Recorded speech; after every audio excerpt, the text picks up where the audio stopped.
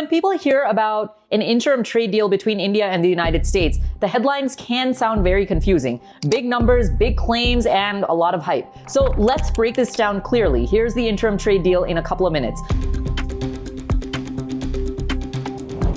First, what is an interim trade deal? It's not a full free trade agreement. It's actually a partial step-by-step framework. Instead of trying to solve everything at once, both sides, in this case the US and India, focus on a few priority areas like tariffs, market access, supply chains, and energy, while keeping more sensitive issues for later. So you'll hear figures like trade targets of around $500 billion over time. That's not a guarantee or a single transaction. It's actually a long-term ambition reflecting how large the economic relationship could become if investing and trade keep expanding steadily between the two countries.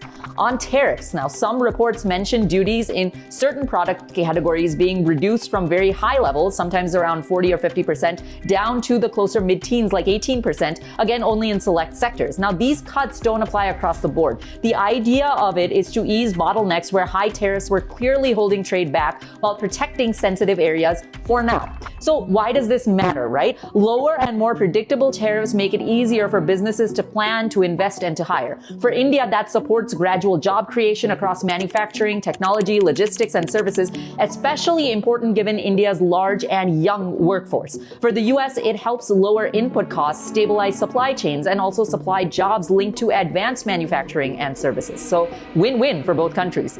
Energy is another key aspect and part of this conversation, especially oil. India is one of the world's largest energy consumers, so the deal isn't about locking India into one supplier or promising cheaper fuel overnight. It's about diversifying energy partnerships and improving reliability. For India, that helps manage price volatility, and for the US, as a major energy producer, it strengthens its role in global energy markets and trade.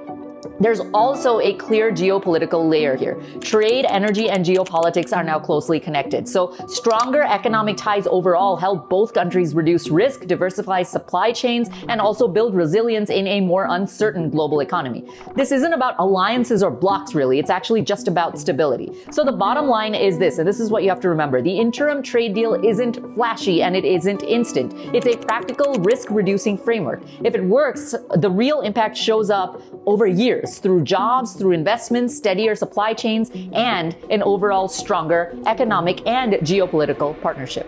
For NDTV, this is Priyanka Deo. Namaste.